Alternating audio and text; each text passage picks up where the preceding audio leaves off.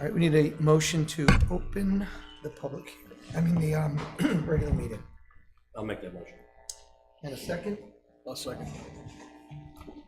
All in favor? Aye. Meeting is open. Just want to roll call the board for, did we start that? Second, okay. Member Allen? Present. Member Shea, present. Member Heffnecker? Present. Member Iannucci is absent, away on a trip. Member Carlich is absent due to wellness. Member Kelly? Present. Member Alberto? Present. And our professionals, Attorney Cassidy? Present. Engineer Higgins? Present. And for the record, coming up, Engineer Barber. Right. So first on the agenda is a public hearing for 123, 125 site plans. So what we need to do is just open the public hearing now. Somebody wants to make a motion? I'll make that motion. Member Heffnecker. And second? Yeah, I'll second. Member Kelly. All in favor? Aye. Aye. Public meeting is open.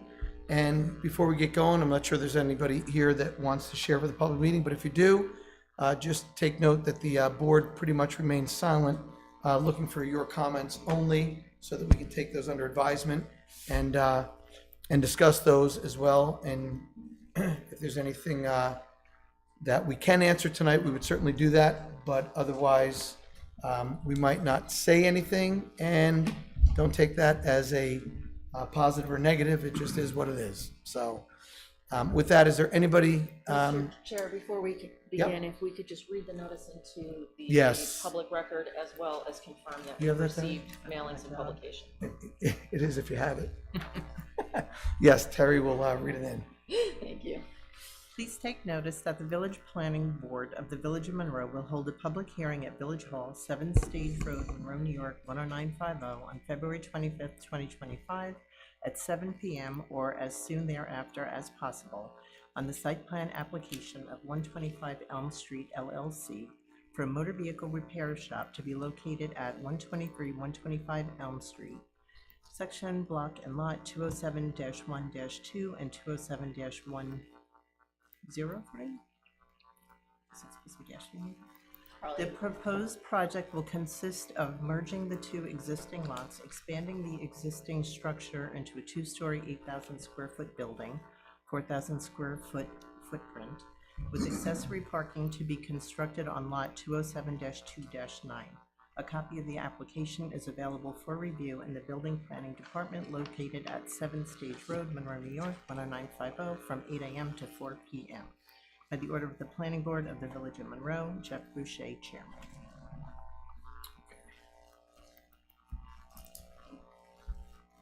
Good. All right. So it's not looking like there is anyone here, but let me put that out there. Is there anyone here that wants to make public comment on this application? Going once, going twice? Okay, no one? So then we just need to make a decision to either close or continue, but it looks like. There's no reason to keep the public hearing open. So anybody want to make a motion to close the meeting? I'll make the motion. I'll second. Kelly, all in favor? Aye. Meeting is closed. And, okay, is there anything to discuss on the project? Some more updates, perhaps? Yeah, is this on? Yeah. It is. Good evening. For the record, Michael Morgante, project engineer for this application. So last we discussed, I think we were looking for a better understanding of how the parking would be utilized across the street. So we spoke to the owner of the business. He generally has around 6 cars. That's a maximum that are impounded on the lot. He's got about 8 rental cars, and the only other use that would be made for that parking lot would be for the employee overflow parking like we had discussed, and the insurance appraisal. But the insurance appraisal is for cars that have very minor damage, not a car, again, that is leaking, is not drivable, or so on and so forth. So that's what the proposed use for the parking lot across the street is. Right, so the rentals is a brand new thing last time. that we're talking about? Because that was never brought up. That is correct. That was never brought up. I'm just made aware of it as you are. Yep. And so, but my understanding is he's been using that for a long time. I mean, he actually has off-site rentals as well. So, but he likes to keep around 8 on site for this particular. Well, using it and have permission to use it. Agreed. Agreed. So that's the information I can provide. So, Mike, just a question on the impounds. So the impounds, they're never damaged, that I don't know. I mean, because if they are and they're leaking, and we can add a note or a condition to the plan as that. My understanding is I thought it was police related. If somebody gets pulled over and they're intoxicated or for whatever reason they can't continue to drive the car, I thought that was the issue, but we can ask that question and clarify that. or if they're in a police chase and the Something. car gets damaged and there's leaking fluids all over the place. Then it's got to go on the other side of the street. That's right. Yeah, he's got to put it on his side of the street, or we're not putting it on the other side of the street. The one thing we can be sure And about. who would, so is someone there to take that impound? Is that the tow truck driver's responsibility? Correct, that's my To understanding. determine whether, and that tow truck driver is specific to their business? We can find that information out as well.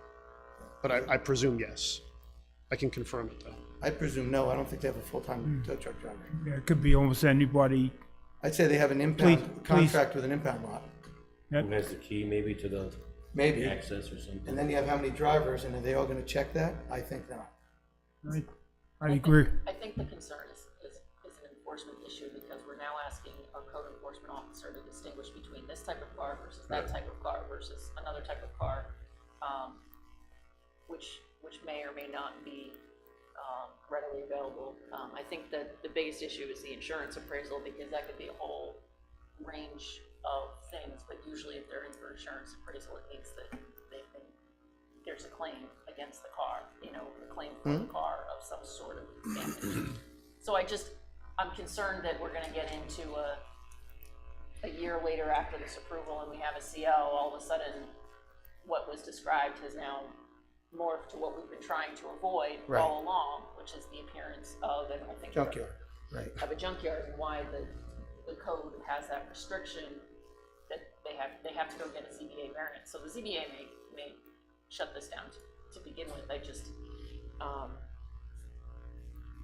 We started this exercise as an effort, as a seeker, to show us that, hey, how much parking could you get on this side of the street versus that side of the street, in case they were to ever lose that lot, which was a lease agreement and not by ownership. If it was under the same ownership, I wouldn't have an issue, because we could restrict Right. it. So now, if we were still using the lot across the street for strictly employee parking, then all the cars we're talking about on the other side of the street are on this side of the street. All the other And- cars, I mean, meaning, All the appraisal cars, any impounded the cars, impounds are already on this they're side. already on this side, correct, yeah, that's correct.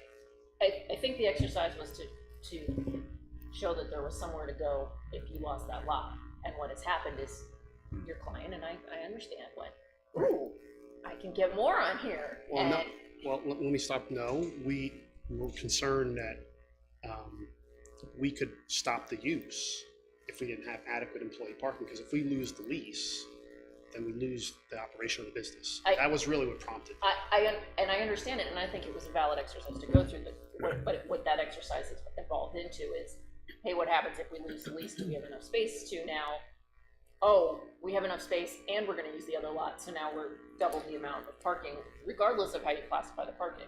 So, that's a discussion for the board. Right. So, and I think too, again, there may have been cars used for rentals, but that's now 8 cars across the road. Then the impound lot being moved across the road. That's 14. Minimally. Minimum. Right. And so, and that really wasn't the intent of the application when it came before us, right? To be honest, that was not, No dispute. Yeah, there's no Right. dispute. We didn't realize that if we lost the lease, we'd have an issue with, not being able to operate as a business. So that's what prompted us to go back and say, well, wait a second, what can we do here to make sure that if we lose anything across the street or anything at all, we don't stop the operation of the business. That was really what prompted the whole investigation. Otherwise, we would be putting all our employee parking across the street. We'd be putting all our impounds, all our tows, all our car rentals, everything else on this side of the street. Right. But the impounds, I get it. The car rentals, you say were there already, right? And I'm not sure what the code is. I know for the ones being fixed, there's 5 until there's a variance, right? Correct. Correct. There's 5. I think the easiest solution is to say the lot's for employee overflow. Right. Because then the lot is being truly used for what it is an in and out transient parking Right. and not, And that's what was and brought not a before storage, us. and not a storage facility, And I think that is what, at least my takeaway from the board's discussion. Right. I agree. And you guys, anybody want to comment on that? I agree. So like we're looking at just leaving the auxiliary parking for just overflow right now. That's what was before us. Before yes. us. Well, But now we're trying to changed. put other stuff there now. Let me say this, and I might ask the owner this question. We now know what we can get on this side of the street, the existing side of the street, in order for the business to continue to operate, right? We could put all the employee parking on the other side of the street. Okay. You follow what I'm saying? Yeah. And then keep any of these things that we're looking for on this side of the street, which are already there. Right. That was the original intention. That was really what we were here for originally. Yeah. We're just trying to flip flop it because we just don't want to get caught losing a lease. You follow what I'm Yeah, saying? sure. And not being able to use the business at all. Right. with the understanding that if you lost the lease, Yes, then we would have to. then your employees have to come to the other side. Correct, and the Right. that's fine. Yeah, I would understand. Yeah. So then you don't have to move the impound lot. You know what I mean? If everything stays the way we said, just for the overflow parking.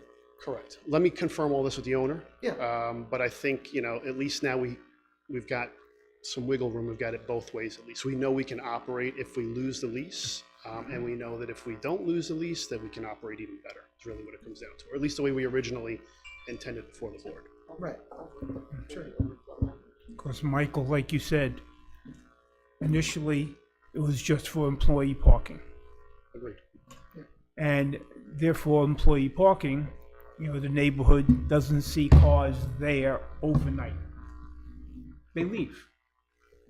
The lot is clean. And it stays clean. And there's no accident for oil dripping or any other issues. Sure. So And so the original plan works. works for me, especially. So then I think this last set of plans that we put together is really for our own exercise to see how we can actually utilize the site if we lose the parking across the street. Yeah. And I think you guys didn't go to the ZBA, right? No, but we would like to after tonight. Informally, because we did a coordinated review, because we did a coordinated review, we have to issue our negative deck. It's kind of like the Islamic and egg. Center. Yeah, Yeah, it's the Islamic Center project, that order that we did before, Right. which was our neg deck, then the ZBA will go cure it. So it is a chicken or an egg thing, but that's because it's multiple agencies, and that was the path we chose to take. So we had previously discussed a negative declaration. I do have one draft. We did go through that. I had drafted one pretty detailed. It needs a couple of fill-ins. Let me just pull that up. Give me 1 second.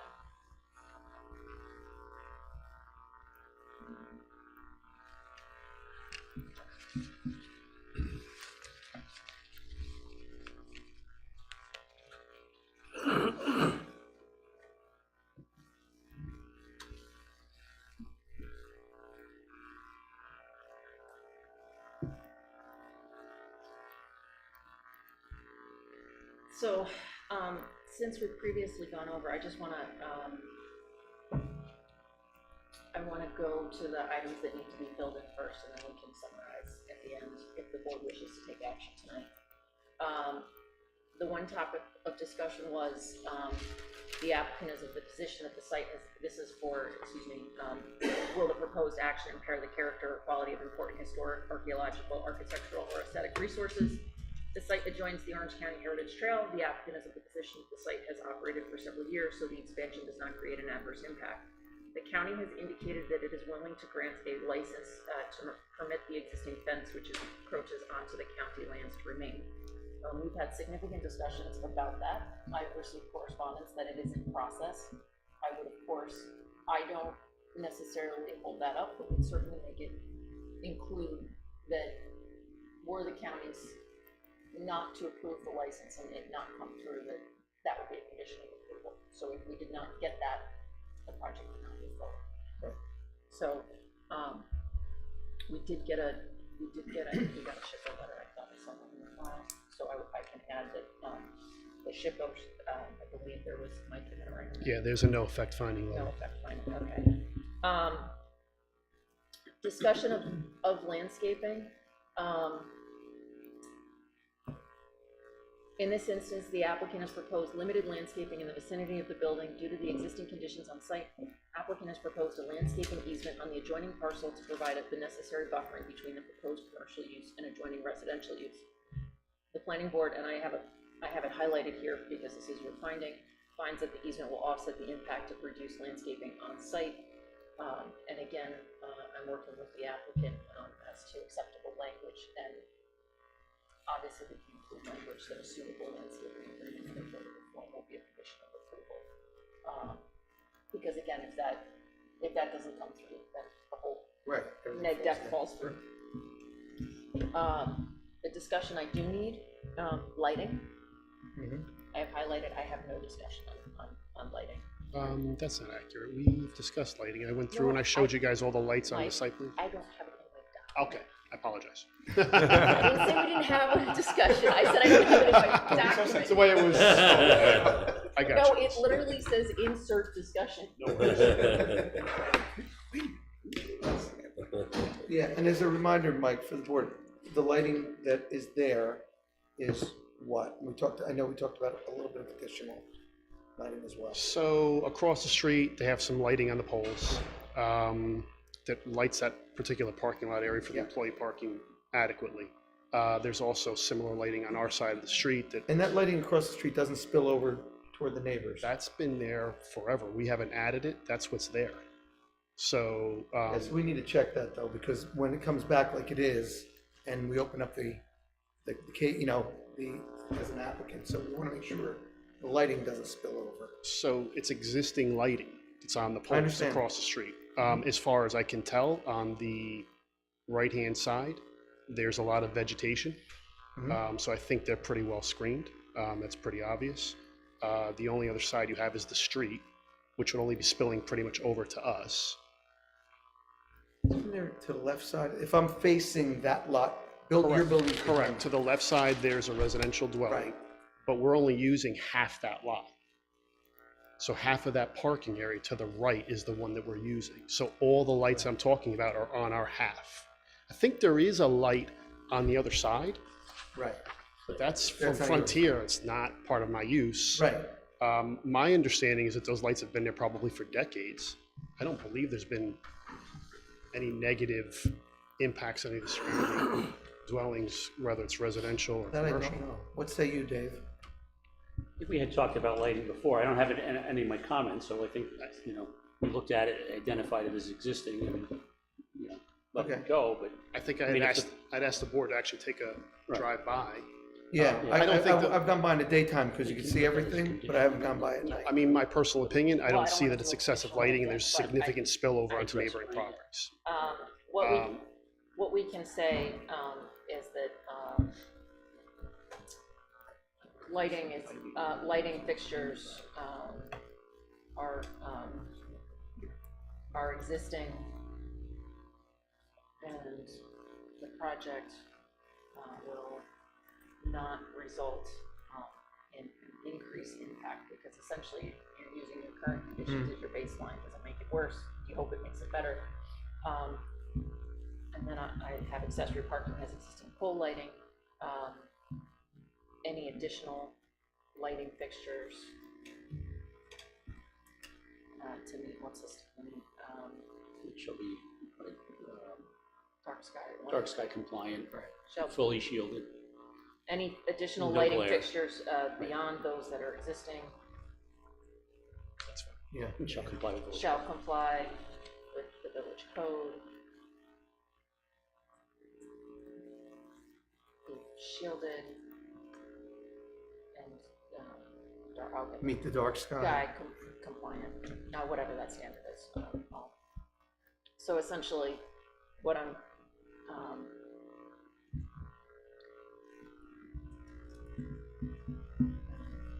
future lighting to be to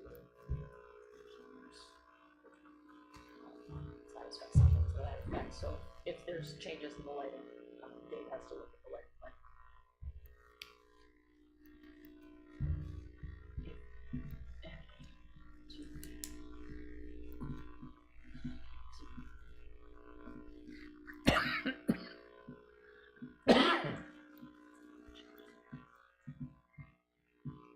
Okay.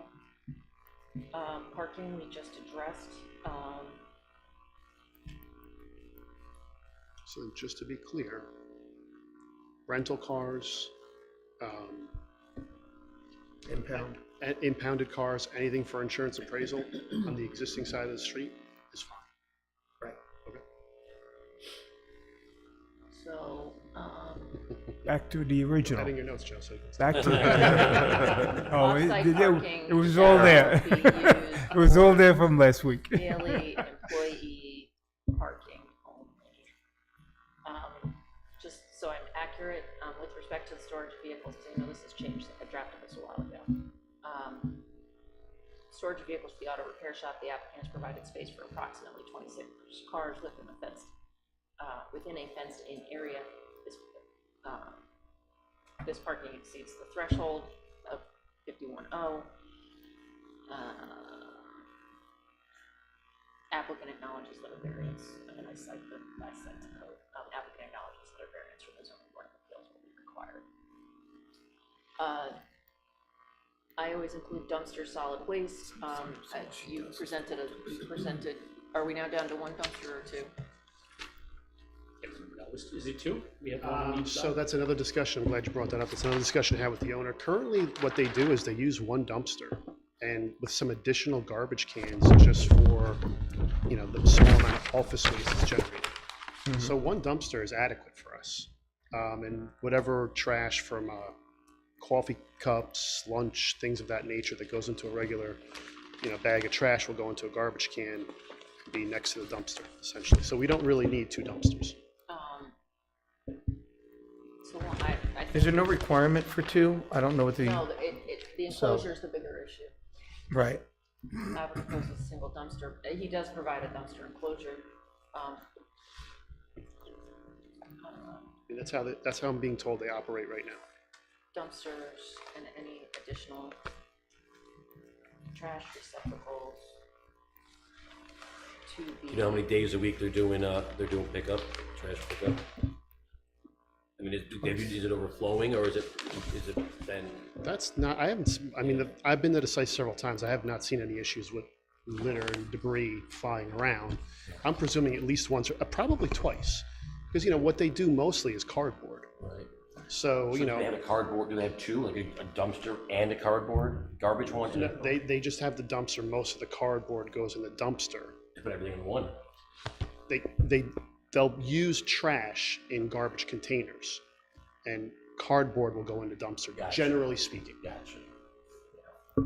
Which means everything's in one. Very, Basically, I'm not even, Dave might even be, right? I mean, This is the location that we had? yeah, but And they the just last supposed time to we were separate. talking about another one here. Like we have two dumpsters. One's cardboard only, and one's garbage. And then we have a third one for Yeah, I glass. don't think that's been. Glass, plastic, all that. It was last time we were They're talking used- about adding one here, but. And you got to do what they got. You know, oil container, those are all plastic. That's Like everything. one dumpster basically between the two buildings. I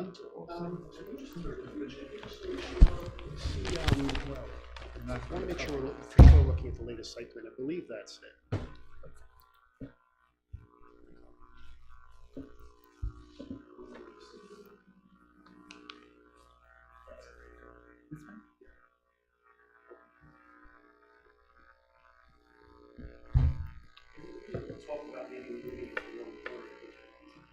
Lastly, at the last meeting, we were talking about, I'm less concerned about that kind of change that kind of change can be discussed post-neg deck, because it doesn't all.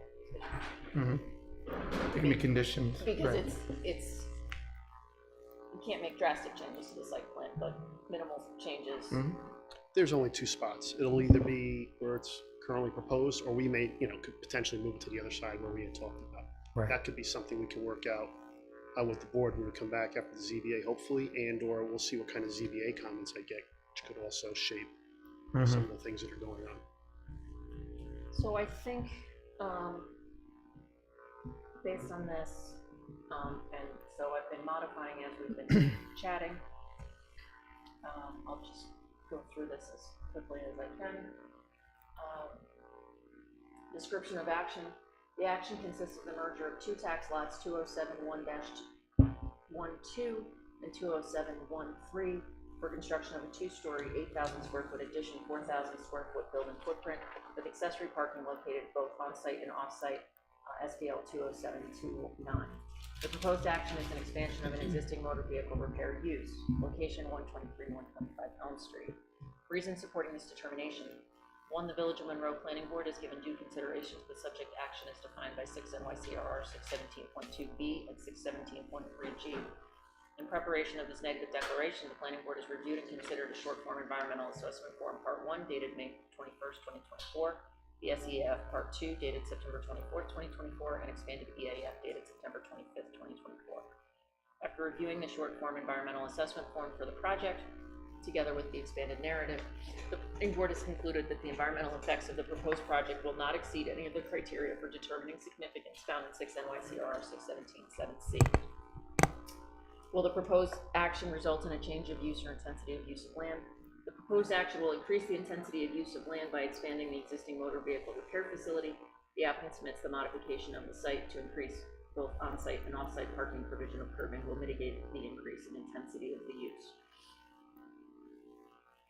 Will the proposed action impair the character or quality of the existing community? The applicant submits that the proposed expansion will result in a new facade, which will be more in the character with the neighborhood than the existing building. Proposed curbing will provide better separation between the site and Elm Street. In addition, the applicant has proposed landscaping in front of the building where none exists today. Will the proposed action result in an adverse change to the existing level of traffic or affect existing infrastructure for mass transit, biking, or walking? The applicant submits, this is where I find all my typos, that the expansion is for purposes of better work efficiency. If the vehicle storage area is not increasing in size over existing conditions, the applicant submits that the possibility for an increase in traffic will be slight. Will the proposed action impair the character or quality of important historic, archaeological, architectural, or aesthetic resources? We did discuss, the site adjoins this is the provision I read about, the adjoining the Heritage Trail and the county license. We did receive a SHPO of no effect from, a letter from SHPO of no effect. Will the proposed action create a hazard to environmental resources or human health? The biggest concern is the potential for automotive fluid to leak and be carried up by runoff. The applicant currently uses and proposes to continue to use oil dry cleanup kits for oil spills. All work on vehicles is currently and will continue to be performed solely in the building containing potential vehicles fluids from running off. A note detailing the remediation plan will be put on the site plan as a condition of approval. 8, given the limited disturbance to an already existing use, a stormwater pollution prevention plan is not required. Landscaping, we discussed that, the use of the easement to provide the landscaping for the buffer. Endangered species, the site area is generally known to provide a habitat for state-listed threatened species, the northern long-eared bat. You're not cutting any trees down, so that's not going to be an issue. Lighting fixtures are existing and the project will not result in an increase. Accessory parking has an existing lighting pole. Any additional lighting fixtures beyond those that are existing shall comply with the village code, be shielded, and be dark sky compliant. Future lighting, if any, to be approved by the village engineer. We discussed changes to parking. Dumpster, we just discussed. In the event the ZBA denies the requested relief and this secret determination will need to be reevaluated.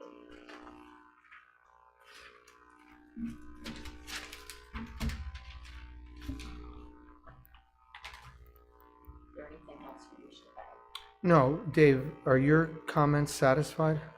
Yeah, I mean, I think the only thing we had on here that still was left was the landscaping, and that was up to the board's review. And as Elizabeth just mentioned, there's gonna be an easement for that, so we'll review that final. I didn't have lighting in here, but we'll review that as part of, any final plan submission. And I think everything that we had else on here was addressed in the resolution, the county letter, ZBA variances, the parking license. Yeah, so I don't have any other technical review comments that need to be addressed. Okay, so really it's up to, to do a neg deck enables them to go to the zoning board. And then can come back to us depending on what the zoning board decides, on the project. Then we can deal with the landscaping and the other items, smaller items that are on there. So, good. All right, so we need a motion to approve the negative deck as read in by Attorney Cassidy. Member Allen, second. I'll second that. Member Umberto, all in favor? Aye. Opposed? Okay, unanimous? All right, thank you for your time tonight. I will go through and just tweak my Clean it edits, clean it up, and I will circulate it Yep, perfect. for circulation. And then when it's finally done, can I get a copy of it as well? I suppose. I appreciate it. You talk nice. I'll try next time. Yes, of course. Thanks for your time tonight, everybody. Okay, thanks. Mike. Even in draft form. No, I'm gonna go find my silly typos first.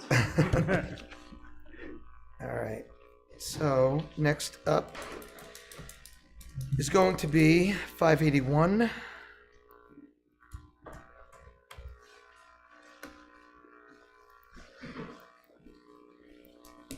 So, Dave, your comments on this to start?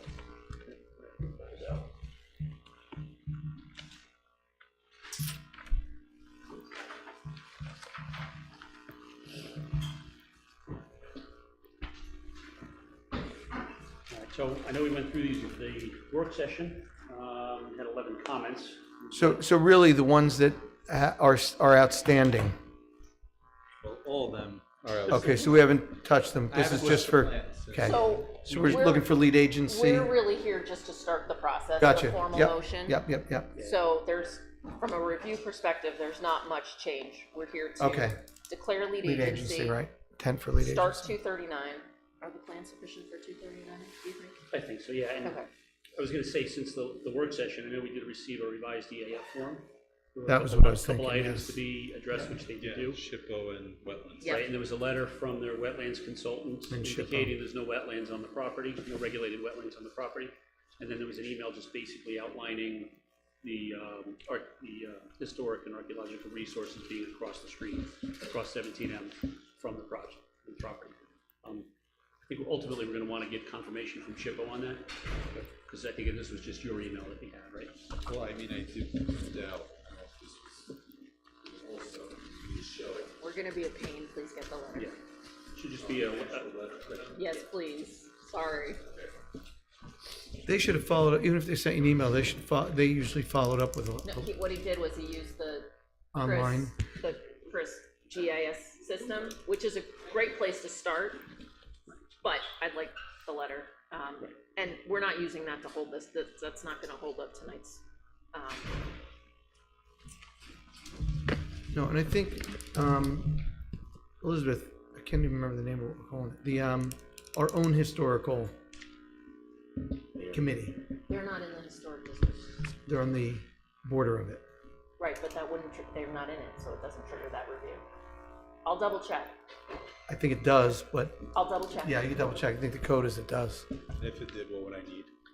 Well, then you I'll have a fill very you in. extended. I disagree with situation. Jeff, but I'll double check, historic. I think Ted told me that.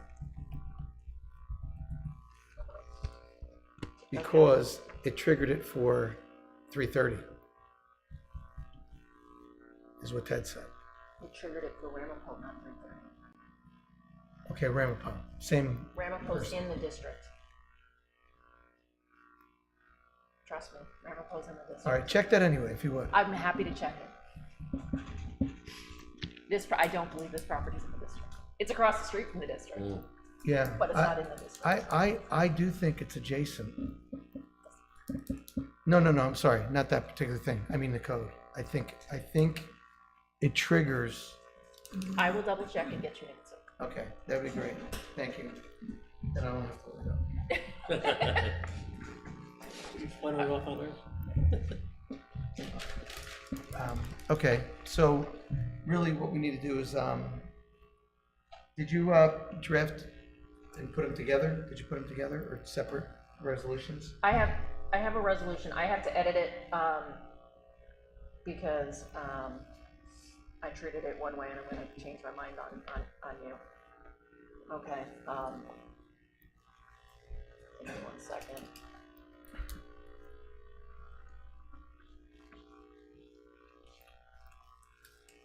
Okay. All right, and after talking to, there's no other involved agencies. All right. And just before I start reading, DOT, which is normally involved when there's a curb cut, not altering the curb cut. If at some point the project requires an alteration of the DOT, we have to revisit this. But DOT still does need to get a copy of the 239 because they front on. So just be aware of that. So when you're like, why didn't you include DOT? They don't have approval authority if they're not altering that curb cut. Did I get that right? Correct. So again, they do not need to get a copy of this? They need to get a copy of 239, which is just advisory. Just advisory. But I don't need to. I'm gonna do lead agency and uncoordinated lead agency instead of coordinated review, which we don't need to do. And Avi, you're not widening that entrance onto 17. Keep it as So is. long You're as not he doesn't touching- touch it, so long Not as he touching doesn't it. touch it. Yeah, we're not All right. touching it. All right. Whereas the Village of Monroe Planning Board is considering action on a proposed amended site plan application and subdivision application submitted by Yole White's BSDY and View Realty LLC for construction of a 14,370 square foot two-story office addition with unfinished basement storage attached to an existing two-story office retail. And whereas a short form environmental assessment form dated March 8, 2024 and revised February 6, 2025 was submitted. Whereas after, and I had to double check those dates. Whereas after comparing the thresholds contained in 6 NYCRR 617.4 and 5, the planning board has determined the proposed project is an unlisted action. And whereas after examining the EAF, the planning board has determined that the following agencies are involved or interested agencies for purpose of seeker, none. Now therefore be it resolved that the planning board makes the following findings. 1, the proposed action is subject to the State Environmental Quality Review Act. 2, the action is preliminarily classified as an unlisted action pursuant to 6 NYCRR Part 617. 3, uncoordinated review of this action is appropriate. Be it further resolved that the planning board hereby declares lead agency for review of this action. Be it further resolved that a determination of significance will be made at such time as all information has been received by the planning board to enable it to determine whether or not the action will or will not have a significant effect on the environment. Be it further resolved that a copy of the application shall be transmitted to the Orange County Department of Planning, New York State DOT pursuant to General Municipal Law 239, and I've also added local emergency service providers as well. We can send that referral now. Okay. Somebody want to make a motion to accept or to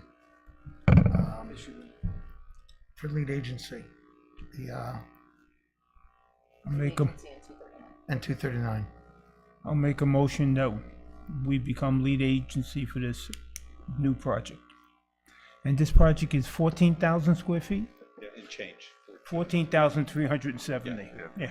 And do the 239, send out the 239 as part of your Of course, motion. I know we had a few comments from a couple of weeks ago, but you haven't, Right, you so- haven't touched them yet with David. We but- haven't touched them. But I'm interested in your clarification of unit versus lot. Okay, good. So I'm happy you brought that up.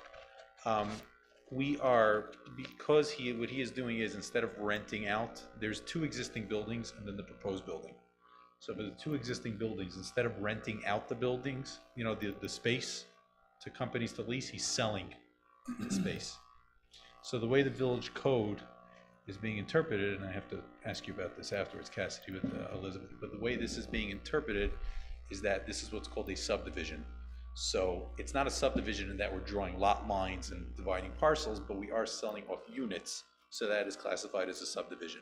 So the plan you guys all saw, and maybe I'll just pull it up on the screen. It's actually a major subdivision, right?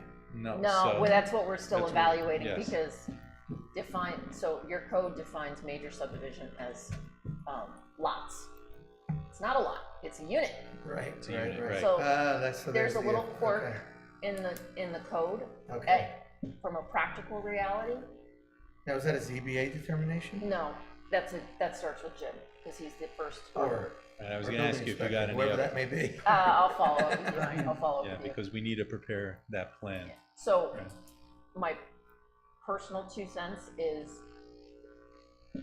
assuming he's not altering the structure to accomplish this, he's literally drawing legal lines on a map Right. that have no effect. To treat that like a major subdivision involves stormwater, water, stormwater, roads, all this other stuff, and to treat that like a major subdivision, to draw a bunch of lines on a little map. I will confirm that with our building department. I would prefer to treat it, I would treat it as a minor subdivision, and it is certainly not going to evade any sort of review as a minor subdivision, because we're putting it through the ringer as part of the site plan, the site plan process. So whatever changes to the site, you're gonna still have your full seeker review as part of the site plan. Yeah, So I get it. I think that's right. And just- Andy, can I ask you a quick question? Who is right now functioning as the building inspector, like to do? Brian is. So, okay, so letters of determination and, I met Brian once, so I'll yeah, okay. reach out to Brian. So he's in permanent? Yes. Okay, perfect. He's in every day. Okay, So- oh, great. So you guys took action on that. Fantastic. You know, Mr. Chairman, when you, as Elizabeth was saying, if you treat this like a subdivision, okay, we are going to have water lines, electrical lines, transmission lines through the building. We're going to have all sorts of piping that is co-owned by all the, Well, you have an HOA for Well, that, Joe. that's also internal. I mean, there is internal, there's obviously everyone gets their own electric meter, and water meter, but that is all internal. We're not making more connections to the public utilities or anything like that. No, there's. As part of the condo, he is required, condominiums are governed by, An HOA. well, not necessarily an HOA. Or similar management It's, company? it's under the Martin Act, which is where the Attorney General, Wow, where'd you pull that one out of? That was good. let's just say I used to work for a law firm that would condoize a parking spot if they could. So, the Martin Act is the authority, so anytime you sell an interest, you have to get permission from the Attorney General's office, and it's a financial disclosure. So as part of that, they're going to have to prepare documents that are recorded on the land records that reflect how those relationships are governed, who pays for what, because all it has to be And we're public actively going information. through that right now. So, Very impressive. So just to talk about the plan, yeah, so there were some minor comments, I think mainly the type of landscaping. I know you wanted to change in the tree type. There's maybe one other comment.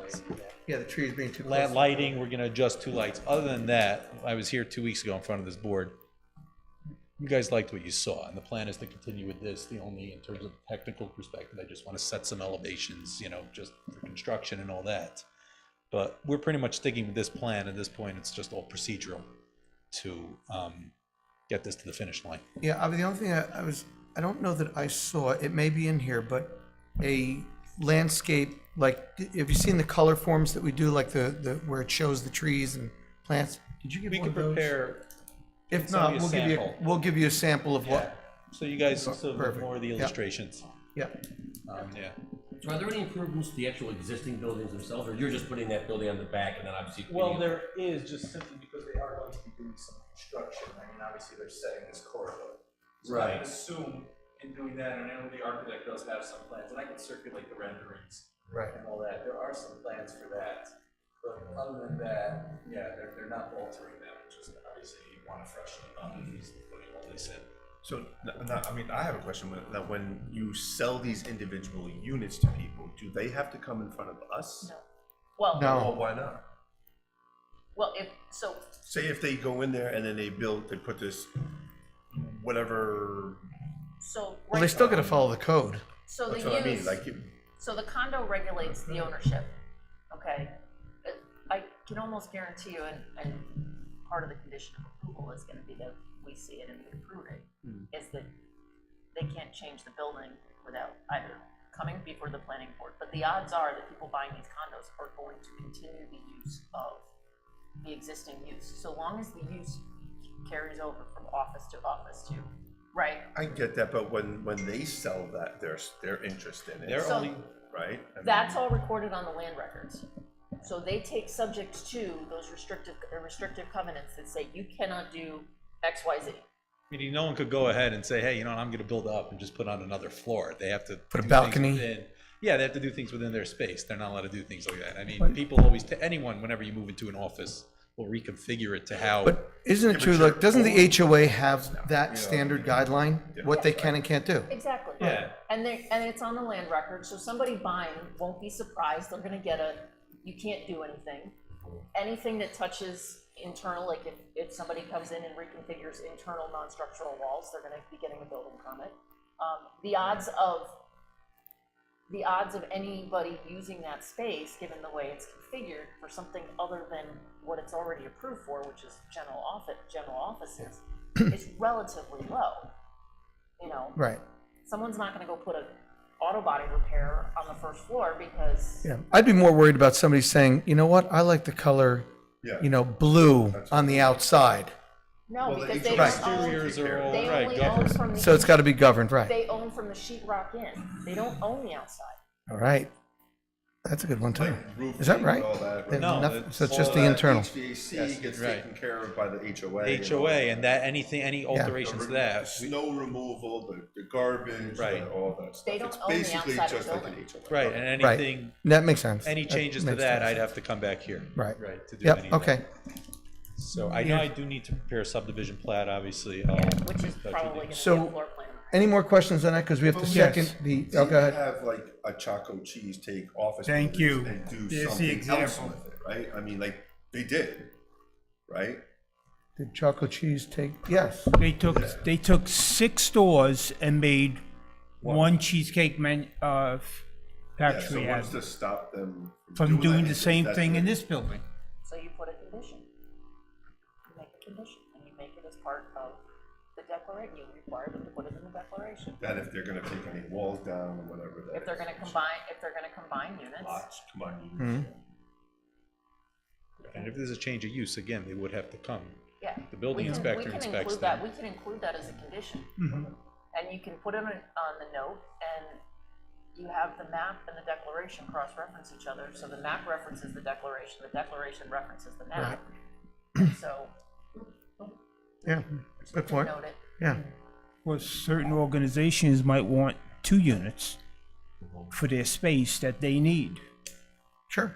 you know? Yeah, that's So conceivable. that's Yeah. the same situation as, I was Yep. gonna bring We up can Choco make- we Cheese can make also. notes. We can They make took notes. all. Yeah, so we'll Yeah, just, and if they want stores. combined, they'd have to come back, or just if they change the use.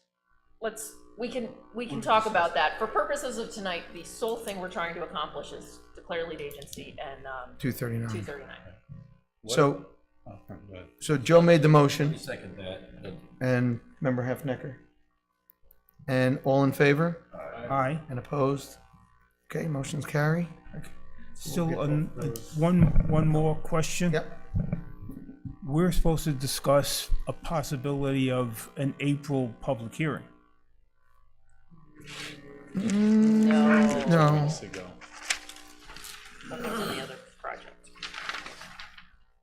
I got here, Is that in the minutes? That's what you said. we noted that a possible public hearing on 4/22. I think I think I uttered the words, it's possible. That is possible. Yeah, I said it. Okay. Possible Right, but we public can, hearing. right, but we I can think set he that now next. has, I think I Mr. don't Weinberg think he's ready. has his, well, Yeah, He hasn't, We have to wait. you know, he hasn't answered David's questions or a lot of the. no, it's not ready for a public, Okay, I agree. yeah. So, That's, But that's let's why. be that's- by that's why I April. brought it up. yeah, we're not there No, yet. potentially. We're awaiting Right. his submission, and remember, he appeared at a work session, and he's only appearing tonight for that limited purpose of the resolution. Exactly. Fine. He'll make his submission. If he does, great, and we'll evaluate it. If he doesn't, you know, we're, We'll evaluate it. Evaluate it again. all right. So I would need to address your comments, update the landscaping plan. I will ask for a Yep. sample. And I'll Yes. follow up, I'll follow Landscaping. up with Brian this week. Yeah, that'd be about- great. What is the typical submission deadline for the public hearings? The next one is, well, You mean how many days, like the notification? Yeah, if I need to get on for the April one. so if you want an April public hearing, we need to set it at the March meeting. The submission for the March meeting is in 2 days. Oh, well. So that's why I was like, so if you're still got work to do, that may be a little tight. So, right, it's 27th, Yeah. Terry? Yes. It's looking like probably the May meeting it would happen. Right. So it would, you would submit, assuming everything's fine, That gives you time, because otherwise you got everything because in 2 days. we'll be setting it the month Do before. I also need to have the plat for you, the preliminary plat? Not that I'll buy it. I got a hold of public hearing on both. Right, so we want If it you all. want one public hearing versus two, No, I'd rather just have it all as one. then I need because then I can make it a joint public hearing Right. on the plat and the plan. Okay, so I will follow up with you then for an answer. Okay. And what about a neg deck? Is that something we can Yeah, also do today? you are, let's one step at a time. Got it. Okay. All right, Avi, thank you. Okay. And actually, it's a subdivision, we have to declare a neg deck first, under Kittredge. Charlie's giving me the yep. What, your firm did that case? Yeah, we have to do, on the subdivision, we have to do the neg deck first. Before the hearing? You can reopen it, but seeker's not complete. I gotta do it before the public hearing, but yeah. I'm writing in big bold letters, Kittredge. You know, and then they scale it. So, okay. So I think, Dave, you're out. We're done. Natalie, you're in. Yep. All right. And you don't need me coming back here, right, for tonight? I You're think, done with me? I think we're good, right? Liz? Have a good night. No, Not. Go, no, run. appreciate it, Dave, thank you. Have a good night, everybody. Yep, you too.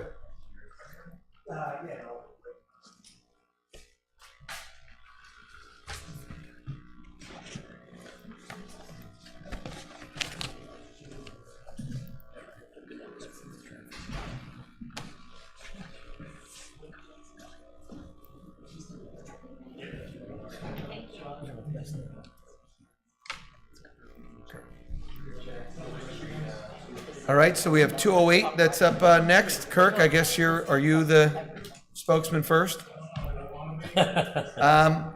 Probably, because it's gonna really be a lot of engineering stuff, so.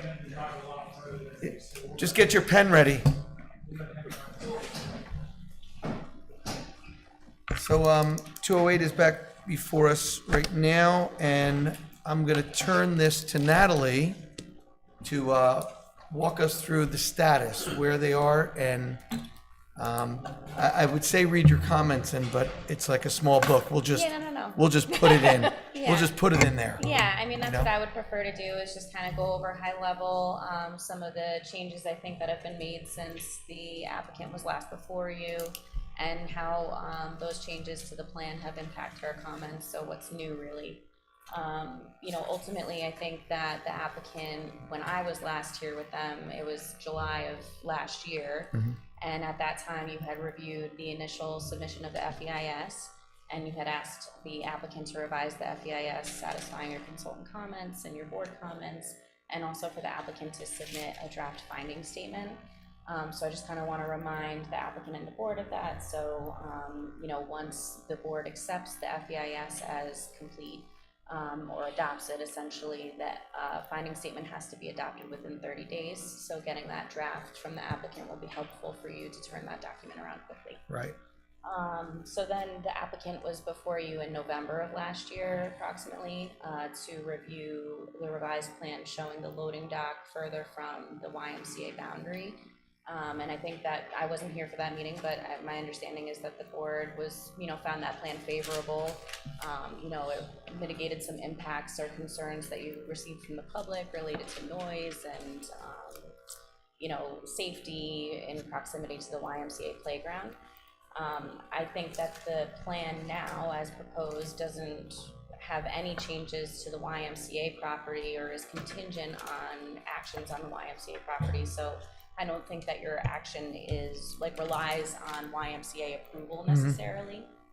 But I know that the applicant has presented or tried to present the plan to the YMCA, so if they've gotten any feedback from the YMCA, the board may wish to take that into consideration. Yeah, and that'd be a good question. I don't know if you guys have, where you left it off with their discussions. Sure. Charles Gottlieb with Whiteman, Osterman, and Hannah on behalf of 208 Business Center.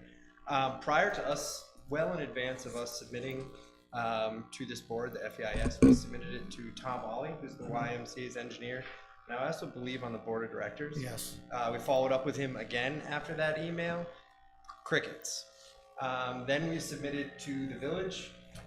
We got a somewhat surprising email from Mr. Ollie saying how we can't believe that we didn't submit to him first and seek his comments first and so forth. We sent him the emails confirming that we sent everything to him and tried to reach out. He alleged that it was stuck in his spam folder. So he has the information now from Kirk, correct me if I'm mistaken, out of his spam folder. We haven't heard anything from him. I think that was 2.5 weeks ago at least, that we submitted it to him again. Did you speak with him on the phone? Kirk, did you ever speak with Tom on the phone? No, so Tom contacted, I think all of us. You know, Kirk, come on up because I want to put you by the microphone.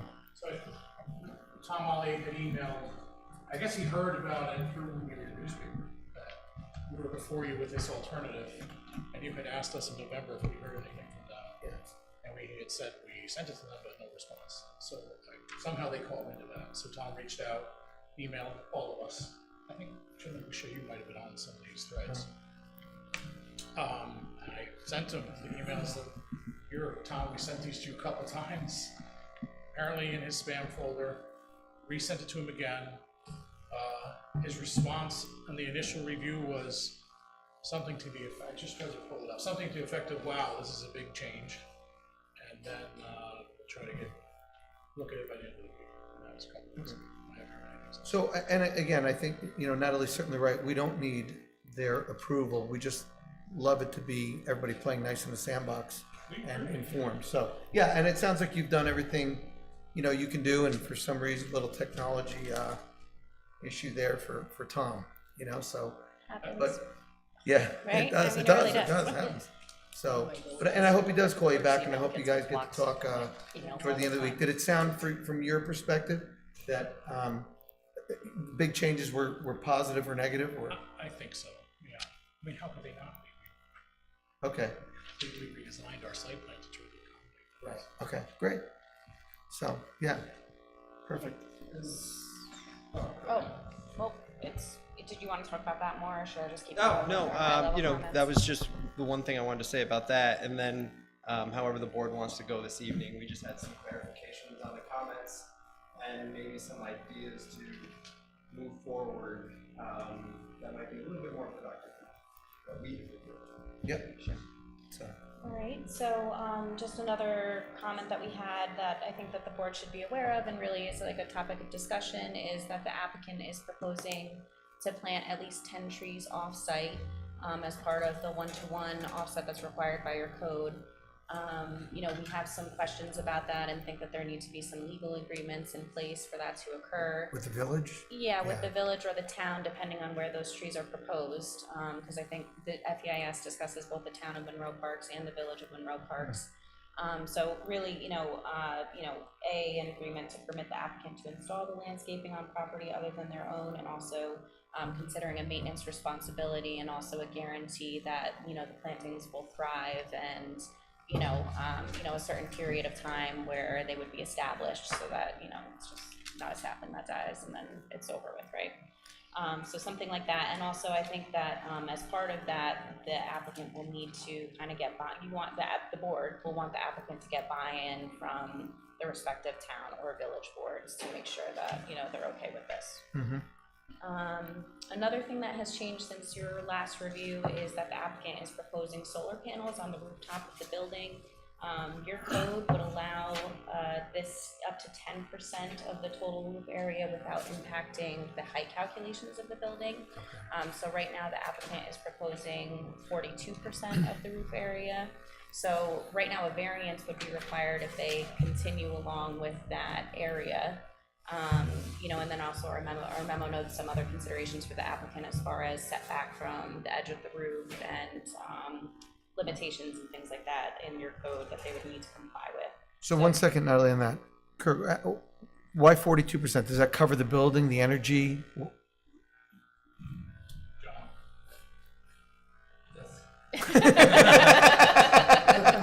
That was a punt. John Dahlgren from Tim Miller Associates. I believe that how we came up with the coverage was the maximum area of the roof. So that I think this all kind of came about kind of comments from Mr. Fink, the planner for the planning board, and wanting some green infrastructure on the property. And he made some suggestions in the DEIS, and we came back with, I think they were related to maybe canopies for with solar panels, in the parking area. We didn't think that was practical, so we went with the roof and kind of maximized what we could put on the roof. We weren't, or I wasn't quite aware of the code limitations for that and implications for the coverage, so we can modify that. So if the board remembers too, this building has a 47,000 square foot footprint. Yep. Ground floor. Mhm. The top floor is only 9,900. Half that, right. So this is close. I found Tom Ollie's email. His comment, the changes are significant. We reviewed the back. And they never got back. Can I ask something? So, for example, Natalie, back up, just discussing the trees, which we have not discussed a lot. And I think tonight we're trying to get to the. Kirk, I'm sorry to interrupt. It sounds like you'd like to get closer to the mic. Is that what you're saying? I think tonight we're hoping we can get with the discussion we have to the finish line with the FEIS. So, for example, we're talking about 10 trees net deficit from our landscaping plan to what is there now. I think there's two questions that have to be answered by this board. Do you want us to plant those 10 trees, or is a 10 tree deficit okay? And if you want us to plant those 2 trees, we've discussed planting them at Airplane Park. Is that okay or not? Right, I guess so. my question is, how do we get to the finish Yeah, line? so that would be a village question, and that we can, and Elizabeth, I'm assuming, the applicant, would they go directly to the board, or can we do that? Asking the village board? So you certainly can make a recommendation, and I do understand Kirk's point with respect to the Sure. trees. So if this board has a question as part of its secret review and your code, right? They've made a proposal. They don't meet the 1-to-1. They've offered to do it off-site. So question 1 is what is on-site, is that acceptable under your code and to this board from a landscaping and an environment, and does it address the environmental impact? So that's question 1. A multi-parted there, but it's question 1. And question 2 is if the answer is no, it doesn't address the code or the environmental impacts, and we want those additional trees, because essentially those 10 trees off-site, or how many ever trees it is, let's not focus necessarily on the numbers, that's a mitigation. That's an environmental mitigation. So, is that mitigation feasible? So, part of the project is you've proposed this mitigation. You know, it's subject to this mitigation. Mhm. So the mechanics of where and how they're maintained, that's a legal issue that we can, assuming the board, the village board, if it's the village or the town board, is willing to accept those trees and how they're maintained. They may say, give us a pile of cash so that we can go, we have a tree planting project elsewhere that, you know. That's what I was just gonna suggest, like typically an applicant as Right. mitigation would say, I just did this in Ramapo. The cost of X number of trees is Y. Village pursuant to a developer's agreement that comes after this board is done with secret. Here's a deposit for street tree program or whatever the case may be. Right, so back to my question, is that something we send the applicant to the village board for? Or I think what.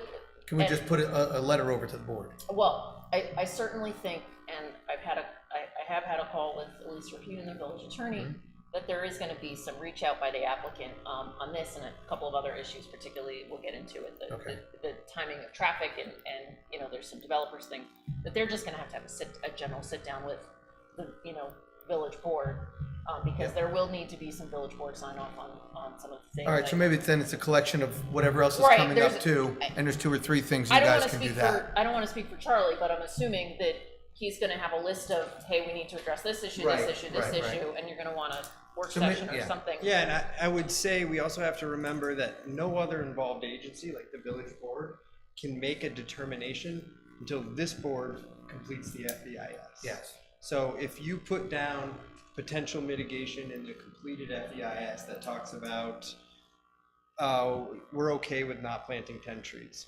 The applicant plants 10 trees and enters into a maintenance bond, or there is a payment in lieu of trees provided to the village. Those are our 3 mitigation options. Which we do on other things as well. That then allows us to go to the village board and say, hey, village board, which one of these 3 options do you want? That's rectified in your findings statement.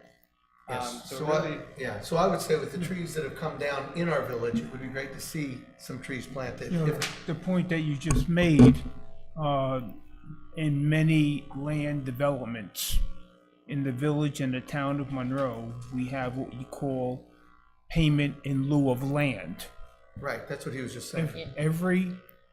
These are trees, but payment in lieu of land, that payment goes to our joint village town park commission, and they monitor that money. They use that money for the park, however, you know, they deem necessary. Now, here we got a problem with trees. Money in lieu of trees, that's probably one way of doing it, as Jeff said, but more importantly, there is going to, I assume there's going to be some sort of payment here to the park commission, to the town and village for land, a payment in lieu of land at your development. Not on this site because it's not a residential site. It's not creating a need for parkland. So our payment in lieu structure is attached to what essentially is this subdivision. Only housing developments? It's usually associated with housing development. Okay. So I don't Jeff? anticipate, Yeah. I don't anticipate a payment in lieu. I wouldn't in think that. so. That's for whenever there's a result of school children from a residential subdivision. Yeah, so I think we'd prefer to see the trees, you're right, Yeah. because of one taken down, but I like, listen, we can go through the rest of it, I think that'd be the best thing to do. Find out what they have to see the village board for, and then, you know, we could just keep that running list, and then, Yeah, and I kind of think Charlie's suggestion about having, you know, all 3 options or 2 Yes. options for the village board to consider is appropriate. It kind of covers all bases. I think that the question about whether or not they, like, for instance, if the board was to say 100 trees versus 110 trees is acceptable, I don't know, and maybe Liz knows if that's a waiver that you can make. I don't know. I'm not sure. So that's something I think that we need to. yeah, we never did that, but I'm not sure that that's, in our purview. So all I was trying to get at here was, how far do we have to go to get to the point of an FEIS being complete? Realizing that there's all of these other Right, so I think, Kurt, when we hear the rest of what Natalie has to say, we can then see, is that the only thing holding us up from the FEIS, or are there? I know there's other stuff we have to address, but So for example, I'm just gonna beat this to death. Sure. If we have to go to the town board Yeah, to figure out village yeah. where and what trees, does that happen now before the FEIS, or does it happen after? Well, I think the way that we're talking about structuring the finding statement would be that those options would be laid out in that statement for the planning board. My only suggestion for needing to go to the village board, and not in a formal capacity, but in an informal, is there's lots of discussion in the draft that with respects to village's involvement with respects to the traffic improvements, whether that's making applications for being the nominal applicant, you know, for grants or whatever that may be. You may want to have those conversations with the board. I'm not going to tell you how you approach that. Certainly, those are some of the, you know, timing issues and things like that. How those need to be worked out. Because what I would hate to do is get all the way through a finding statement and then we go to the board and the board looks at us and goes, "What are you guys talking about? We're not authorizing this," and then we're revisiting this and coming back. So that's what I leave it to you how you want to approach it. And then, so I think, and this is how I've done it in many other FEIS, DEIS situations. The FEIS responds with potential mitigation. We then, and it gets deemed complete. That FEIS has to get distributed to all the other involved agencies, which the village board is one. We then go to the village board, and we will go sooner than that as well. And before a finding statement is adopted, we figure that out. Here's the mitigation we outlined in the FEIS. Village boards, which ones of these do you want to choose? And then that makes sure that the mitigation that's in the finding statement has been blessed by the involved agency and ultimately approved by you guys. Because the village board, you also have to remember the village board, before they adopt a developer's agreement or easements or anything like that, they have to do their own finding statement. So they will likely just adopt your finding statement as their own, but they also have to go through that process. Okay, I just picked this topic to have this conversation. Yeah, it'll apply to all of them. Yeah. Yep. Right, on the roof, John, we don't want to give a variance. You're gonna reduce it. Decrease the size of it. Okay, so you can go to 10%. It doesn't affect what you're doing. Okay. So then the next thing that we had, and Liz kind of already brought it up, is just that the FEIS continues to indicate that the offsite traffic improvements will be completed prior to certificate of occupancy. You know, I think it's the board's position, it's been our position, Kinley Horn, your traffic consultant, that those improvements should be done prior to building permit for the construction of the building and on-site improvements. And really that's in an effort to mitigate any impacts due to construction traffic. So I see Charlie's moving up to the mic. Yeah, Well, the only thing that's correct. The only thing we have, and we certainly understand your position, that is going to increase the length of construction traffic on the roads in the village of Monroe. So you're going to have construction traffic for the off-site improvements and the traffic mitigation. And then once that's done, you're going to have construction vehicles on the road for the actual construction of the project. So you're going to have, instead of doing things concurrently, you're going to have construction traffic for much longer than you could have otherwise.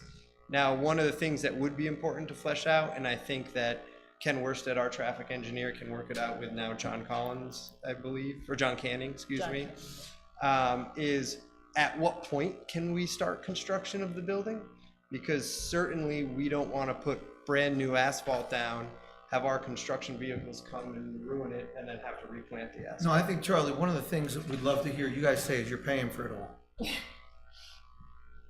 That is in writing from when we went for the moratorium variance. Okay. So that's a part of that resolution. Now, while the applicant is understanding that they're on the hook for paying for it all, there has been talks between the applicant and state legislators, assemblymen, and senators about getting grant funding for this. That grant funding will be open up, I believe, next year to start to apply for. So they will be pursuing that. And this is something that's in the village board realm, but it would be helpful with support from the village board to assist us in getting that grant. Not that they'd be liable for grant money or anything, but simple letters of saying, yes, this is a serious traffic concern now. No one's been able to fix it for decades or however long it's been. We now have an applicant willing to head this on, and we'll try to get grant money to do that. But certainly, we do need to understand at what level of traffic improvements need to be done before we can start. Because if we wait till it's all over, construction's gonna be elongated. And we also don't want to ruin any of the new improvements with the construction traffic. Speaking of elongated construction, you're mentioning a grant that's available starting next year, right? 2026? Yeah, that's what we were told by Senator Scoop. So it's, you begin applying in 2026, and then when would it be dispersed? Typically, the consolidated funding applications, you would apply in June of that year, and then they're typically granted at the end of that year. And that's not to say the construction won't start prior to then, because the grants can be retroactive and refund an applicant. But either way, the applicant has to pay for the construction. Right, so I would say if you can demonstrate, however the village board would require, that you can pay for it all, and then those grants can be backfilled to you even, right? Or to the village? It would be to the village applicant. Right, okay, so then, as long as it, what we don't want to happen is you don't get the grants and you run out of money. And we got a mess on our hands. Understood. Right? And then, in fact, DOT wouldn't let that happen either. Okay, well, that's good to hear. There would be significant bonding in place. Right. To cover that. And I think I certainly have no objection and understand that you obviously don't want to drive heavy equipment over brand new asphalt. No, but I think what we'd have to ask John Canning, though, from Kimley Horn, is with the light at 208 in total failure as it is, and not fixing that first, right? Just to say, then what happens when you start bringing all kinds of trucks through there? I think between the two traffic consultants, they can prepare an order of operations that can be attached to Yeah. Are you talking about the For main sure. road? The whole thing. The gas station, You know the traffic light there? We're at the T? Yeah, that one's in, it's been for some time. I think you prepare an order of operations. It's gonna be this step first, there's step second, and then whatever that may be, and you can insert the building site, and obviously, it's not gonna be completely independent, because, again, we're not gonna run, it's silly to run equipment over. Right, so, Well, even that stuff, what you would typically do. 17M roads, or is it on site roads? Well, so, once you construct, they're gonna be bringing in fairly heavy equipment to. paving equipment and But you're talking demolition. about 208. For 208's site, they're For the gonna have the site. on-site They might come construction. from North Main, they might come from over 208 from 17, like, Yeah, but it's a normal road, though. It should be able to handle that construction anyway. right, but when you increase and bring those trucks in and those lights, that light is already in failure. And all of us have been on those roads in the afternoons when those trucks are coming in. You come in the morning and you add to that traffic with big construction vehicles, you got a big problem on your hands. So like typically what would happen is, and what I imagine would happen is the applicant would be required to lay a thicker base course of pavement, and then, the construction on the 208 site would occur, and then they would mill the base course and apply the top coat after. So that would be a way to get you a nice road at the end of the project and also allow construction to proceed. I think some of the finer details are like, would the sidewalks need to be constructed before the 208 building was constructed or something like that. Obviously, the traffic light, I think, would have to be done. And again, those are things I think that Kimley Horn will weigh in on, and the order of operations will be helpful to evaluate. And I think that it would be clearly spelled out in the village And that's what I developers think agreement. I'm trying to get at, that you just put really concisely. I think the goal, though, is to have the new traffic pattern established. Yes. As That's part of exactly, construction. I think that's what I was getting at, but didn't say it that way. right. That's a good way to describe it. Yeah. So the new traffic flow and pattern established, and then start construction. It's just a silly question. Is there, let's just say we do the traffic first, right? So now we have these nice roads that doesn't really want to drive on. Is there any other? That's what Natalie was just addressing. Right. Is there any other access? No, I understand. But is there any other access to get these trucks for construction over there? Definitely. Well, I don't know. You can't come through OR Park because there's There's really no way. no There's way. no other Okay, I access. wasn't sure. I just figured I'd throw it out Yeah. there, not just. You Depends on know, them. you know, a construction site like this, needless to say, there's gonna be a lot of large pieces of equipment, cranes with picking up heavy pieces of steel, etc. But most important here, a schedule of events, you know, as Jeff rightly said, in the mornings between 7 and 9. In I the think af- that's traffic, Joe. They'll figure that out. In other No, words, what I'm saying is these trucks yeah, can come in off hours. potentially. They're gonna be there for weeks and months. But they come in off hours, meaning off traffic hours. Okay, let's say from 10 to 4. When you need them. But, you know, it's a matter of just scheduling all these events, and I think Natalie has said that a couple of times. Just scheduling these events, and as Keith said, these vehicles come over these normal roads all the time. Do they beat the hell out of the normal roads? Yes, they do. Yeah, But they do come over the normal roads. right. I think less that it's the flow. Like if you got these big rigs out there and everybody's stuck, and then the light turns on for 15 seconds by the time you get your truck moving. No, the bottom line there is that, and I think they understand, you just gotta schedule these large pieces coming in at a specific time during the day. Yeah, and I think Yes. we're getting close to kind of construction planning, which is not so much site planning, but what could be a mitigation measure that we put in the finding statement is there's always pre-construction meetings that with the building department. Yes. And with that, the building department and the applicant's contractor can schedule when things will arrive, when construction will happen, and so forth. So we can certainly build that into the finding statement.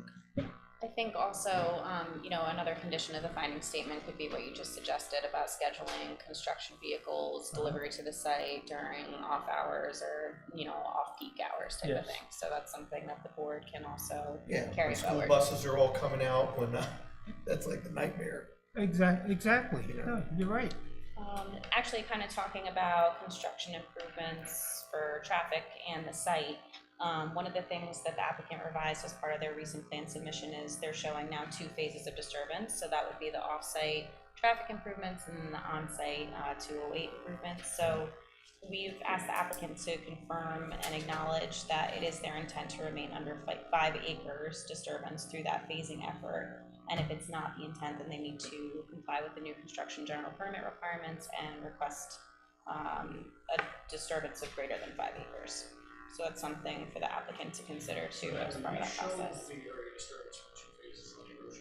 Yeah, and I think that right now, so like phase 1, the 208 is less than 5, and then the construction traffic is 1.7. But if you're talking about doing it simultaneously, you know, and not having this separation, then it would be over 5 acres is what I'm getting at. So, you know, that's something for you to consider. And again, just kind of make it clear that you're gonna maintain that less than 5 acres disturbance through that phasing.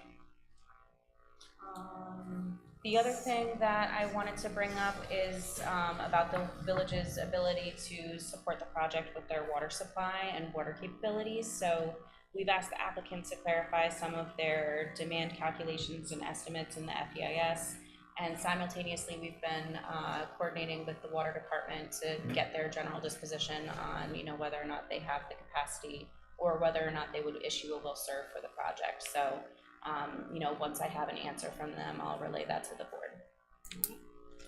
So do you need us to do anything more on that? Well, I think you should address our comments as far as the calculations are concerned in the FEIS, and then, you know, once I get more information again from the water department, I'm gonna share it obviously with the applicant and the board, so. And Natalie, can I ask you a question on Sure. that? Let's say you hear back from the water department, they say it's an all clear, there's enough water there. Are there checkpoints along the way? Because there's other projects going up all over the place. Well, part of what the applicant did in the FEIS is they studied some of the other projects that have been Yep, approved I and saw are not that. built. You know, and then I think the water department also has a better familiarity, or even not a better, I shouldn't say that, but, you know, a more in-depth understanding of certain maybe subdivisions that are unbuilt. and are upcoming. So I think that the water department is gonna be considering that as well in their correspondence with us, so. Okay. Is that, The other projects that have come after us in line, they have to consider us. right, When they're doing that. Got that, yep.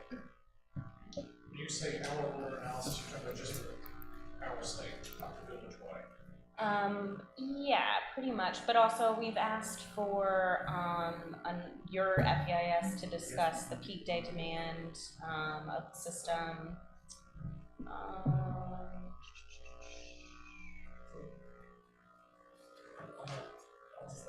So that requires us to get information from the water department, right? Sure, yeah, Okay.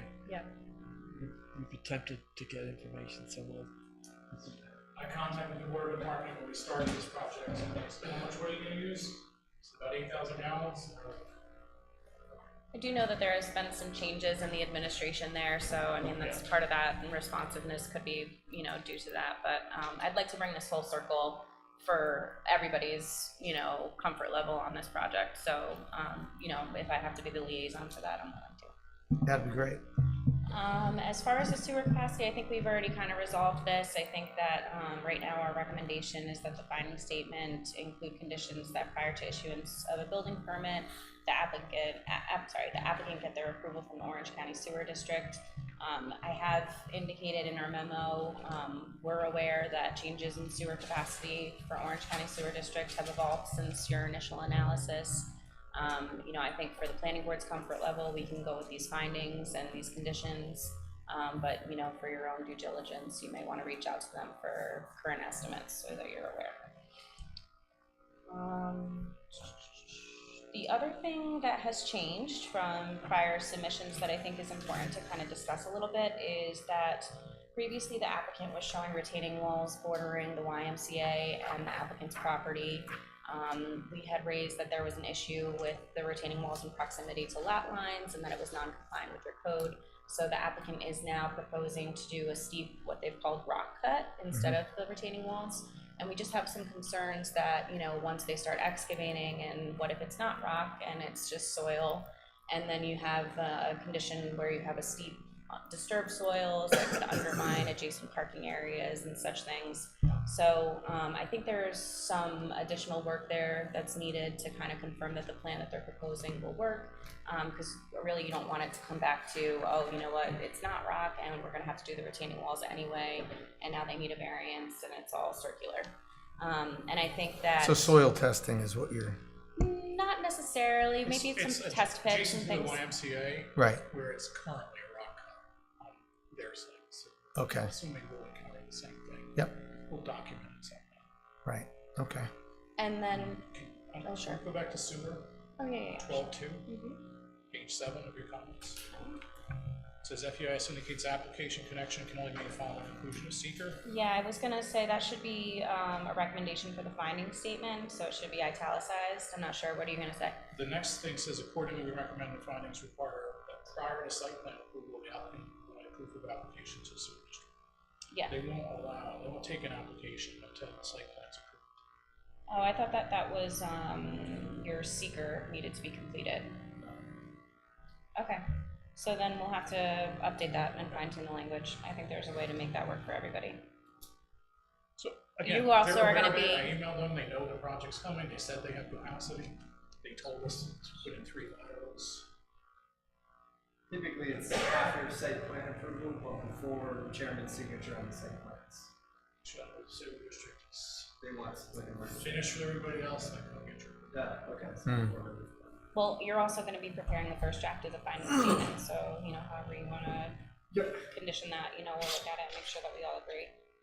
So then, just the last thing, back on that retaining wall issue, is the applicant has reviewed in their FEIS an alternative that's a reduced scale alternative, and one of the things we've asked for really some additional justification why that's not feasible from the applicant, based on what their objectives are, handicap accessibility issues, and less rental income. But also now with the retaining wall issue, would the reduced scale alternative eliminate the need for that steep rock cut and retaining wall? You know, thereby eliminating a need for variance or any concerns with that issue. So that's something that I think can be explored in the FEIS. And otherwise, I think that the rest of our comments are kind of technical. I don't know if the board would want to consider authorizing us to work with the applicant on any specific questions that they have. You know, or if Kirk wants to raise them now, then the board's aware of what we would be discussing. It's up to you. Yeah, I mean, if you could do that, Kirk. Probably more efficient for Natalie. I agree with you. To have those conversations. Yeah, no, I agree. I agree. And then report it back, Yep. you know, that way. Sure. But what are the types of things you're going to talk about with Natalie? Do you know that offhand? Or if you even need to, I mean. Or even if you need to. So maybe you want to, but maybe you don't.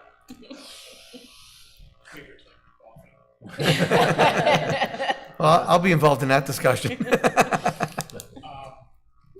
agree. I think a lot of the technical degree Natalie and I can work out ourselves. The one thing that's been kind of a thorn in my side, Natalie is being persistent on, is this thing called pollutant loading calculations. I think it's gonna be something that's very easily addressed once we get to that point, but, you know. The scoping document asked for calculations on using something called the simple method, which is a dinosaur calculation that's really not applicable anymore, given the current stormwater requirements that we have to deal with. And the data they give you to work with is so de minimis that you really can't come up with a meaningful conclusion to it. So Natalie's asked me to kind of interpolate a little bit on the data they have so I can come up with a conclusion, which I'm reluctant to do. Or let's just say if I do it, I only want to do it once. So we should agree on the interpolation numbers first, or if you want to give me them. You send me a draft of what you're thinking. I'm happy to review it. I think that interpolating between two values is very common in the engineering world, and tables that are provided and things like that. You know, I think that the applicant's mitigations through what they've designed as part of the stormwater design manual and those requirements provide they're going to reduce the pollutants that they're projecting in those calculations. So really what we're looking for is for those calculations to be fine-tuned so they're accurate, and then also for a discussion on how what they're proposing reduces those pollutants, which they do. So I think that there's going to be a solution here that's not that encompassing. Yeah, I mean, the second part of your comment then asks us to basically use the current stormwater design manual. Well, you are. Yeah, that's what it is. Yeah. So the second half almost makes the first simple.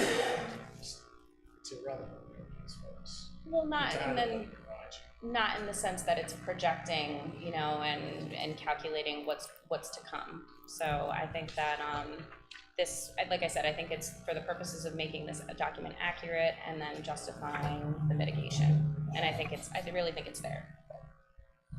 So it happens when we throw in everything, including the kitchen sink and the scope, which Natalie wasn't a part of.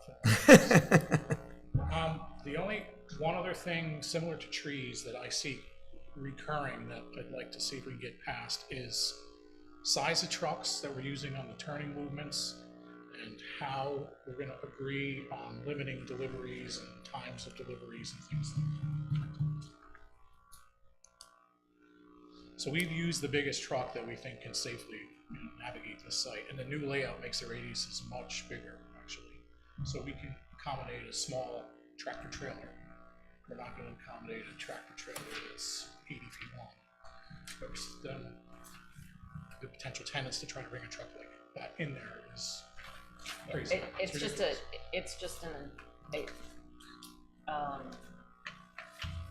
so it just keeps coming up, and I want to know how we get past it. So I know for the purpose of our comments, it's that the text and the turning movement plans vary. They don't match. There's a new document that came out 2018-19 with new truck sizes that I used, and John has to update the document.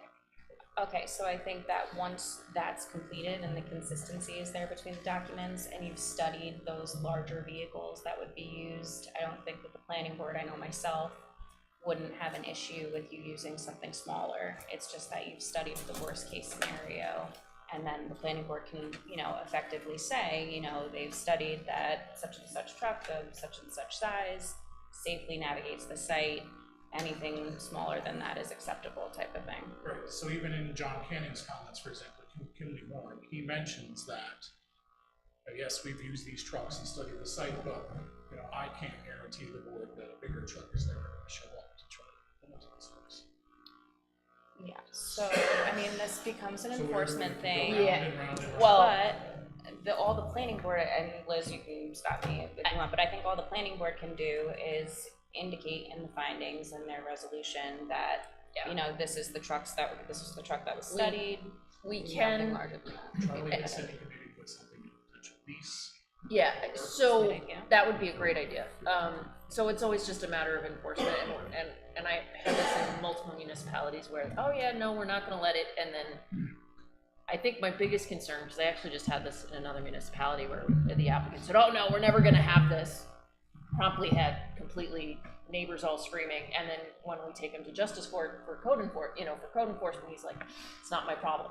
Well, it is your problem. So I think there's gonna be an understanding noted that there is a restriction and an appropriate signage to reflect that restriction. I think a lease restriction is a great Yeah, I idea. think we can, I do this all the time too, we can do signage on the site noting types of trucks that are prohibited on the site. We can inform lessees that come in or tenants that come in of the restrictions. Certainly we'll do everything we can, but at the end of the day, if they violate that restriction and the code enforcement officer comes to the site and sees it, they'll get a notice of violation and be, you know, prosecuted accordingly. And like I said, so long as they don't come to justice court and say, it's my tenants, it's not my fault, you know, because effectively in justice court, it's gonna be the tenant, whoever's operating the truck, we're gonna name the landlord, we're gonna name the landlord, they're all gonna get named, you know? So they all kind of have this somewhat responsibility. So I'm fine working with Charlie to put Yeah, that. that would be great. You can't prevent somebody from doing something. No, I mean, someone's gonna do something stupid, they're gonna do it, but, you know, then, again, I'm more concerned in the second part that you said is, you know, who takes the blame, or everybody tries to skirt the blame, you know, so that's gotta be locked in to say, well, either they all pay it, or, Well, that's not the issue is, you know, doing what it. And that's less of a, so my office does have a draft of a secret finding statement that we're gonna massage and then probably submit with our next go around. But that's also something you want in your site plan resolution. Yeah. Because no code enforcement officer is gonna flip through the secret finding statement. They're gonna look at the resolution, maybe we even put it on the site plan set, as a note. Cause that's where it's gonna be most visible. Yeah, that's what we do with a lot of things. Again, that's the solution. Yeah, we put on there. Because Charlie, you'll see, you know, the comment is a 53-foot trailer has to maneuver on site, nothing larger. You're gonna have signs up. It's gonna be on your plan that Jeff's gonna sign. No tractor trailer is larger than 53 feet. We've done that before. We've done that on the, matter of fact, one of the applicants that was here tonight on his site plan, it's right at the entrance. Nothing larger than this. In his case, no tractor trailers, I think we can do that with appropriate notes. you know? And agreements. And Charlie, I'll Okay. tell you, in Monroe, the village, they're very, very upset about tractor trailers stopping traffic and so on. I do a significant amount of warehouse work, I'm very familiar with hatred. With the objections. You know, and the people that are in traffic, some of them are sitting behind a state trooper on a state road called 17M, which happens to go right through Monroe, Yeah. and they do nothing. What's odd is this property got rezoned a couple years ago and we're grandfathered in. Right. The rezoning allows for warehouses on this project site, which is odd because, you know, to me, it's not a good location for a warehouse, which is important why this project goes through. Like I said, on your site plan, those signs will be, we will request those. Yes, I'll add them, I'll add a note. Please, thank you. All my questions are really just how do we get to the finish line on the FDA? Right. I think if you just, I think we got it. Charlie, Yeah. trailer. You know, we're getting there, but we're giving you some of the history of the way some of the people think. in this village, and it's important. You want to be a good neighbor. And Charlie, I would suggest, get on the phone and talk to the YMCA. Emails don't cut it. I can't talk to the YMCA because I'm sure they're represented by an attorney. We've asked them if they have an attorney. But We've met. yeah. Oh, I know that. YMCA, John, myself. Oh, I know. I know that. Spent an hour. But with the new plan and the new. Yeah, but I think they've done everything. I mean, what more can you do? I hear you. Yeah, I mean, We've told applicants right here. yeah. Oh, you're not getting response from the Army Corps of Engineers? Go sit, That was a requirement, this one's not. go sit in their office in Washington. No, listen, they know, at this point though, based on the email back from Tom Ollie, he said, we have it, we'll get back to you by the end of the week, 4 weeks ago. Never 3 weeks happened. ago. I understand that. In that communication, he knew that we were submitting the full FEIS like at the end of, like in 3 days. So he, That could be a good sign. and I think it is. It could be them just saying, okay, we like it. All right, I don't have any comments of, I think we've beaten to death what my comments covered, so I'm not gonna waste anybody's time on those. Okay, and, yeah, and you got what you need, and you can talk further with Natalie and, Yeah, engineering wise, it's pretty simple. These two gentlemen did the FEIS. right. Anything else, John? There was some comments from Mr. Fink, so I think those would be helpful. I will call Ted personally. He's got some personal things going on that have, taken him off grid for a little bit.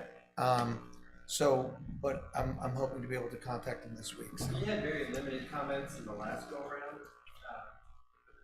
So more than that. Yeah. Yeah. So, yeah, thanks. I'll take care of that. Good? There's one comment that's recurring regarding a catch basin and a swale and inverts that don't make sense. Sure.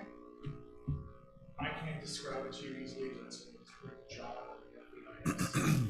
But the situation there is an existing catch basin on the street with a grade line. Yeah. Just roadside swale. Well, is there one? I mean, that's our comment. It's like The there's. swale goes into the side of the structure. Yeah, but the swale, it's like, there's no grading there, you know what I mean? It's flat, and then there's a structure, I think is really our point, so, It's not the swale's going into the side. It's not. well, I think it just needs some more engineering. I think that it needs to be designed and not just rely on the existing infrastructure or the swale that's there, is what I'm getting at, okay. Good? Good night, everybody. Safe drive, Charlie. And thank you. All right. Let's see what we got here. Yeah. Charlie, one quick question. Who's the owner? 208 Business Center LLC. I thought so. Those questions aren't relevant to the land use world. All right, have a good night. Thank you. All right. We have minutes that have to be approved. And who was not here for the 13th? All right, so she's not here tonight, so that's not a problem. We just need somebody, hoping you all read them, someone to make a motion to approve the January 13, 25 minutes. I'll make the motion. Member Kelly, and second. I'll second it. Hefnecker, all in favor? Aye. Opposed? Okay, and we need a motion for the 1/28/25 regular meeting minutes. Can someone make that motion? Oh, yeah, Oh, I was not there, I understand. Paul was not there, so we have 4 of us left, we're good. I'll make it.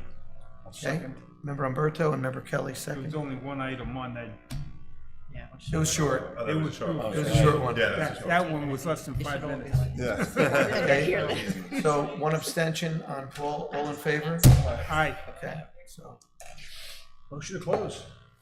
And we have a motion for adjournment by Member Kelly and second by Member Allen, all in favor? Aye. Night, everybody. Snowy out, and you're like, I came all this way, and there's stuff. I didn't accomplish anything. But it was fine. That was totally fine.